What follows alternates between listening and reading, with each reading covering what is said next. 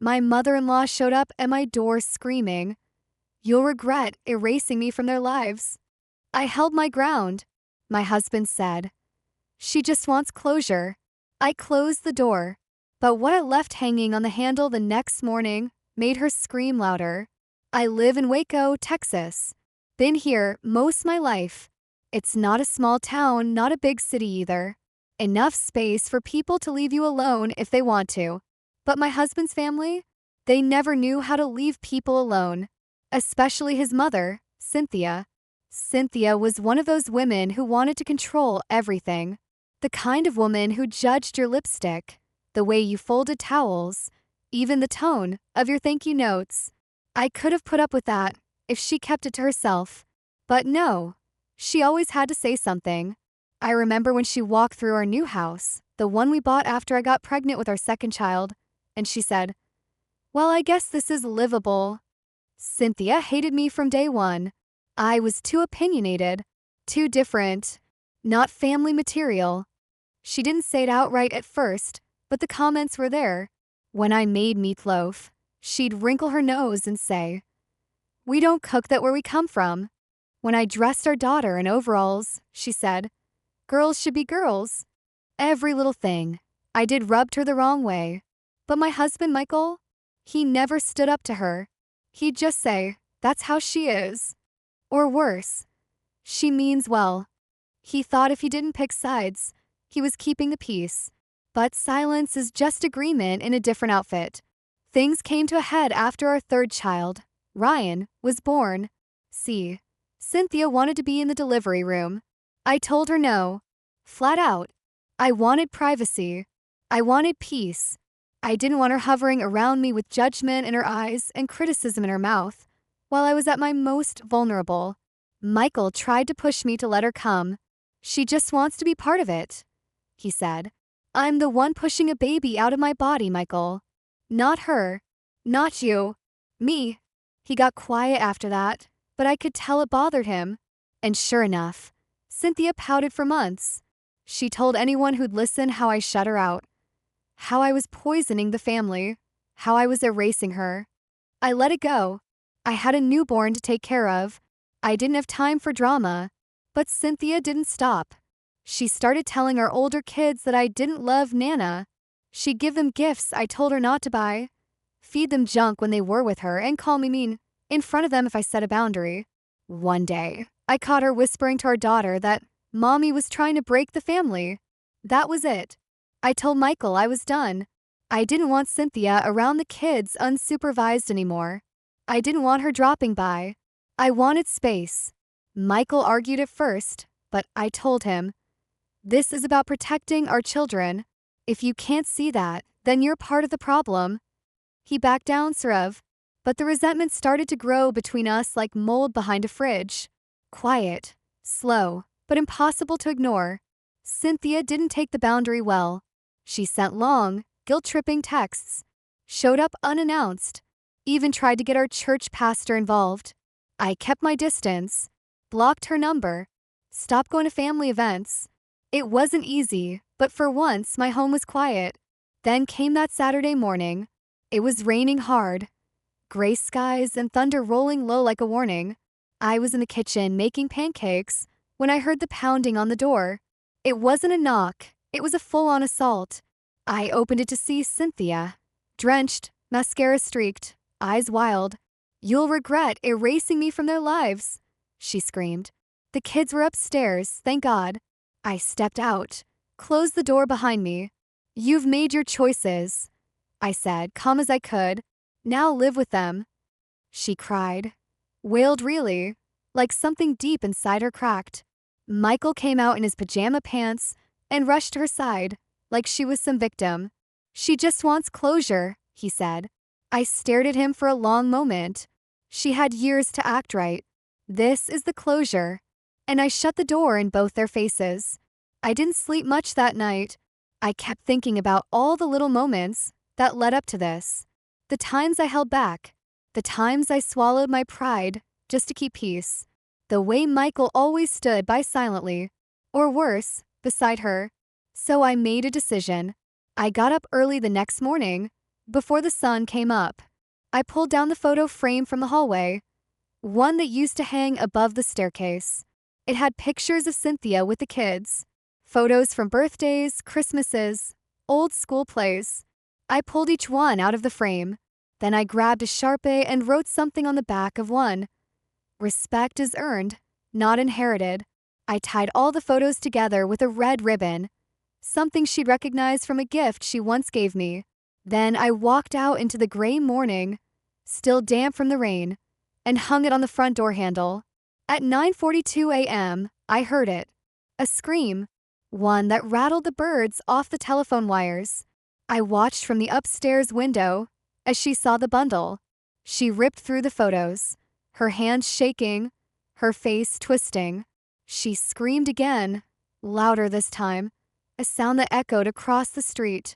Michael ran outside in boxers and bare feet. He tried to calm her. She slapped him. Then she collapsed on the lawn. It was ugly, but it was honest. After that, everything fell apart. Michael blamed me. You humiliated her, he said. No, I told him. She humiliated herself. We barely spoke for days, then weeks. He started sleeping on the couch, then not coming home at all. I didn't chase him. I didn't beg.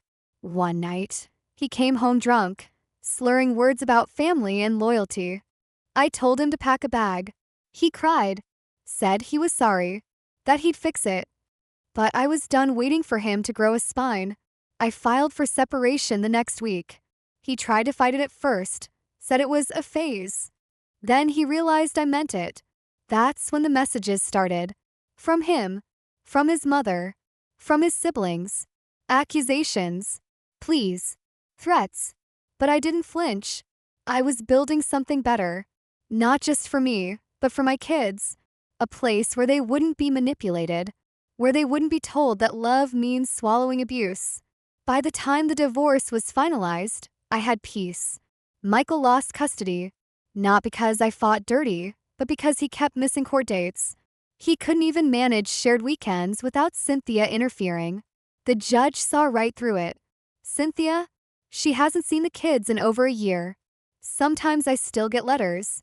Sometimes gifts left on the porch. I throw them away, because when a person shows you who they are over and over again, you stop waiting for the apology. You close the door, and sometimes you lock it for good. I thought things would settle down after the divorce. I had the house, full custody, and the kids were finally starting to relax again. No more whispered comments about Nana. No more tension when the phone rang. It felt like we could finally breathe. But peace didn't last long. 3 months after the divorce, I got a certified letter in the mail. At first, I thought it was just more legal paperwork. Maybe something left over from the court. But when I opened it, my stomach dropped. It was a petition. Cynthia was suing me for grandparent visitation rights. I stared at the words like they were written in another language. Apparently, in Texas, under exceptional circumstances, grandparents can petition for court-ordered visitation, and she was going for it. Michael had signed on to support her claim. He submitted a letter saying I was alienating the children, and that his mother was an essential figure in their upbringing. He even included photos, ones he must have dug up from old albums, showing Cynthia holding the kids when they were little. I sat there at my kitchen table for hours. The kids were at school. It was just me, the letter, and 1,000 thoughts. She wasn't done. Not even close. I called my lawyer, Rebecca, who handled the divorce. She was sharp and didn't sugarcoat things. She's playing the long game, Rebecca said. She's trying to look like the victim. You need to be prepared. This will get ugly. And it did. Court dates, statements, home visits, child psychologists. Cynthia was suddenly playing the role of sweet, heartbroken grandmother. She even started going to church every Sunday and posting about it online. She shared throwback photos of the kids, long captions about losing her babies, and tagged mutual friends. Some of those friends started messaging me, saying I was being cruel. They didn't know the real Cynthia, but lies spread faster than truth. Meanwhile, Michael kept bouncing between pretending to be the peacemaker and throwing me under the bus. I knew what this really was. Cynthia couldn't stand losing control, and Michael didn't have the guts to stand alone. It got worse when the social worker showed up. Her name was June. She was professional, polite, but she asked hard questions. She asked my daughter if she missed her Nana. She asked if I ever said bad things about Cynthia. She asked if I encouraged a relationship with Michael's side of the family. I answered honestly. I wasn't afraid. But one night, my daughter came into my room, holding her tablet. "Why is Nana saying you stole us?" I took the tablet from her and saw Cynthia had sent her a private message on an old kids game app, one didn't even know she still had access to. That was the last straw. I called Rebecca. She messaged my kid behind my back. That has to count for something. Rebecca's voice was tight. It does. That's manipulation. And it's documented now. The next court date came faster than I was ready for. I was exhausted, but I walked in there knowing I wasn't fighting for pride. I was fighting for my kid's peace. Michael showed up looking tired, thinner than I remembered. Cynthia wore a gray suit like she was going to a funeral. She clutched a cross necklace and kept dabbing her eyes with a tissue. The judge didn't care about her act. Once Rebecca submitted the screenshots of the message, along with a written statement from my daughter explaining how it made her feel, the whole tone shifted. The judge didn't yell, didn't even raise his voice, but his words cut through everything. "Ms. Dillard, grandparent rights are not an excuse to harass or manipulate. You were given a chance to be involved. You abused it. Petition denied." Cynthia's face crumbled. Michael wouldn't look at me. When I walked out of that courtroom, I didn't feel victorious. I felt drained, but I also felt done. Or so I thought. Because 2 weeks later, something new happened. I got a call from the school counselor. She said my daughter had been found crying in the bathroom. That she said someone called her during lunch and told her, "Your mom's going to pay for what she's done." At first, I thought maybe it was a prank, but the counselor showed me the call logs. It was from an unknown number. A burner. I reported it to the police. They took it seriously. After all the court filings and Cynthia's history, they opened a harassment investigation. But without proof, they couldn't do much. So I did something I never thought I'd do. I called Michael. He didn't answer. I texted, "If I find out she had anything to do with this, I will go nuclear. I am not afraid of her. Or you. You both better hope the cops don't trace that call back to your family." He replied 5 minutes later. Just 3 words. I didn't know. Then radio silence. That night, I moved the kids into my room and slept with a bat by the bed. I didn't tell them everything, just enough to keep them close. I changed the locks again, added cameras to the porch, and waited, because now this wasn't about courts or custody. Now it was war. A week after the threatening phone call to my daughter, the school installed new security protocols for student pickups. I didn't fight it. I actually welcomed it. What I didn't expect was what happened next. One Monday afternoon, while I was stuck in traffic trying to reach the school, I got a call from the front office. "Mrs. Rowan," the secretary said, "is your mother-in-law allowed to pick up your kids?" I felt the blood drain from my face. "No, absolutely not. Where is she right now?" "She's at the front desk. She said she has your permission." I hung up and called the police on my way to the school. My hands were shaking so hard I could barely grip the wheel. When I got there, Cynthia was sitting in the front office, cool as a cucumber, legs crossed, smiling like she was doing them a favor. The kids were in a separate room, scared and confused. The school resource officer stood nearby waiting for me. Cynthia looked at me like I was being dramatic. "I was just helping," she said. "I thought you'd be late." I couldn't stop myself. I stepped close and said, low and sharp, "You try that again and I will file a restraining order so fast your head will spin." She tilted her head. "I'm their grandmother. You can't erase me." "I already have." Police arrived a few minutes later. They couldn't arrest her since she hadn't broken any laws. Yet. but they did write up a report, and the officer gave me paperwork to file for a protective order. I filed it the next morning. The judge approved it. That was the first real win I had. It barred Cynthia from coming within 500 feet of me or the kids. But Cynthia didn't take it like a warning. She took it like a challenge. That same week, I started finding dead flowers on the porch.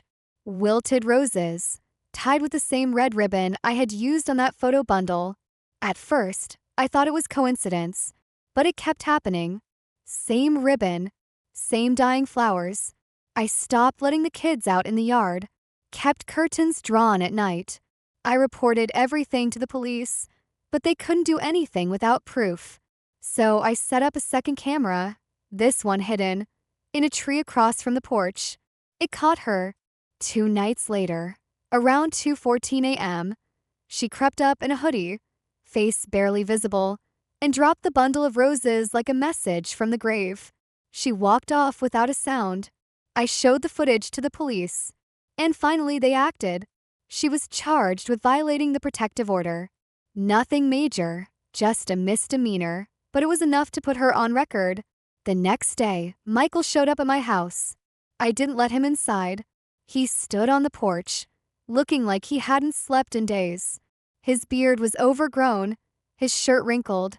He looked lost. "I didn't know," he said again. "You keep saying that." I snapped. "But you never do anything about it." "She's not well," he said. "She's sick.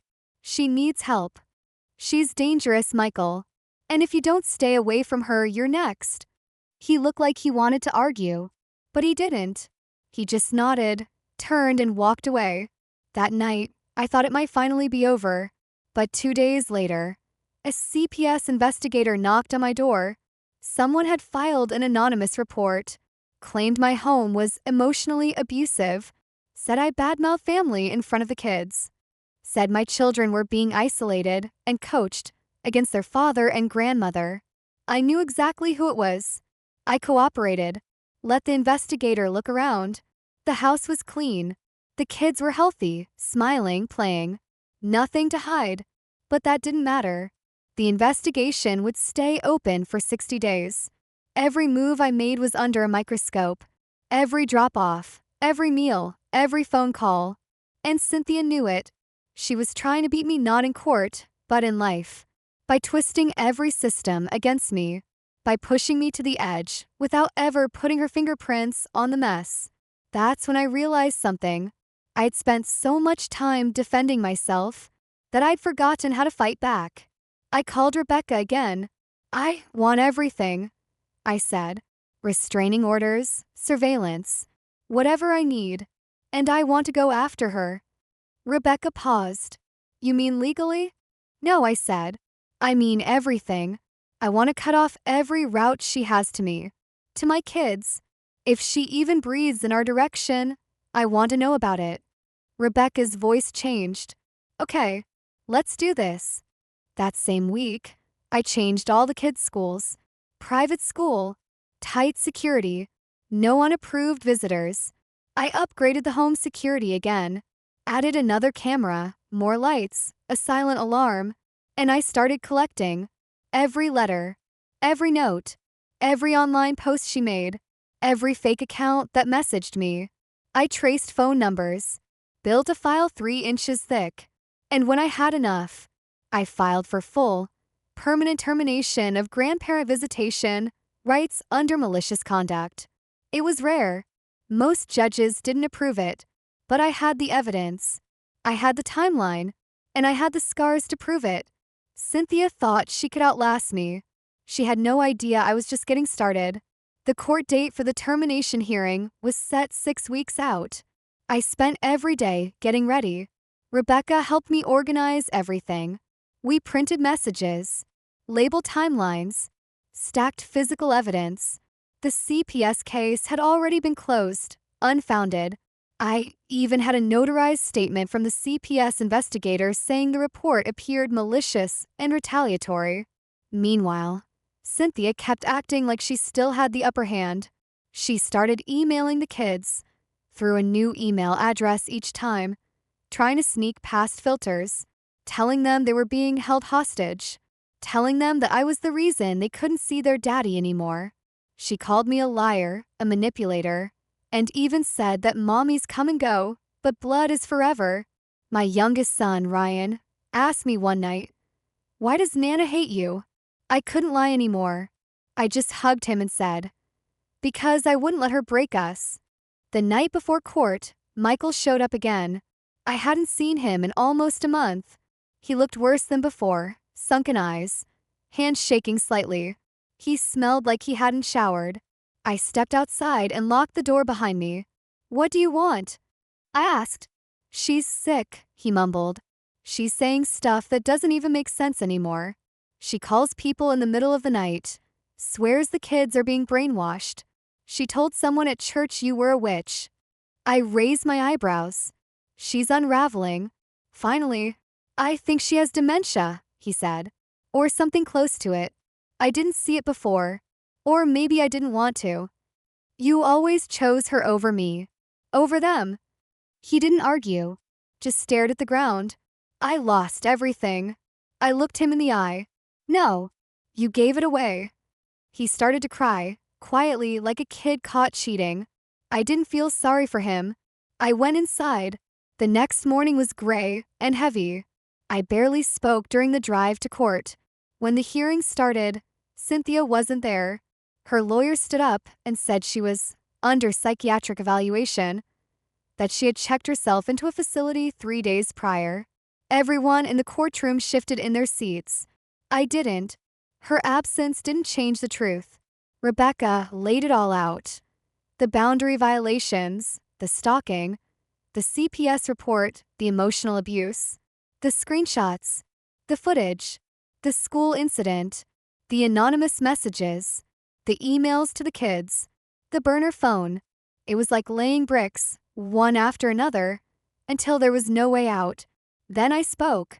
I told the judge, "This woman doesn't love my kids. She wants to control them. She wants to own them like trophies. She used to say my babies like she gave birth to them. And when she lost that grip, she used every sick, manipulative weapon she could find to punish me. I'm not standing here because of a grudge. I'm standing here because she's dangerous." The judge looked at me for a long time. Then he nodded. He signed the order. All grandparent rights terminated. No contact. No future appeals. No visits. Nothing. It was over. But revenge doesn't always end with a gavel. Sometimes it takes time to settle in. The fallout came fast. Cynthia's breakdown at the mental facility made the local paper. A friend of hers from church leaked it on Facebook. The community she once controlled turned on her fast. People whispered, gossiped, avoided. Michael lost his job 3 weeks later. Apparently, his boss didn't like being dragged into a domestic situation. His car was repossessed. I heard he moved in with a cousin out in Mart. His visitation rights stayed supervised. The kids didn't ask to see him anymore. One night, months later, my daughter told me, "I don't think I want to call him Dad anymore." I nodded. "You call him whatever makes you feel safe." We changed our last names. I went back to my maiden name. The kids picked their own, one from my side of the family, a name with no ghosts in it. I saw Cynthia one last time, in the parking lot of a grocery store, 6 months after the court date. She was with a caretaker, pushing a cart. She didn't recognize me. She stared at me like I was a stranger. Her face was bloated, her eyes empty. I felt nothing. Not hate, not fear, just silence. That was the real revenge. That I got to raise my kids without her voice poisoning the air. That they laughed now, slept peacefully, called me Mom, without being afraid I'd disappear. I didn't destroy her. She did that on her own. I just closed the door, and this time, I never opened it again.